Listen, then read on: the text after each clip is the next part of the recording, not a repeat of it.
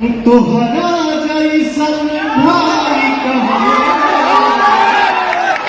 तोहरा जैसन यार कहाँ।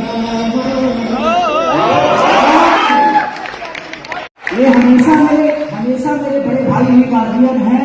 आजीवन जब तक मैं इस धरती पे हूँ हमेशा वो बड़े ही रहेंगे और हमेशा सम्मान है।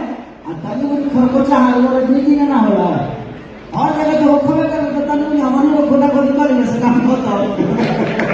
सौ बात है एक बात, जहां मीठापन होला भैया खटास हो ना बोला, ये तो संसार का नियम है, कभी मीठा हुई कभी।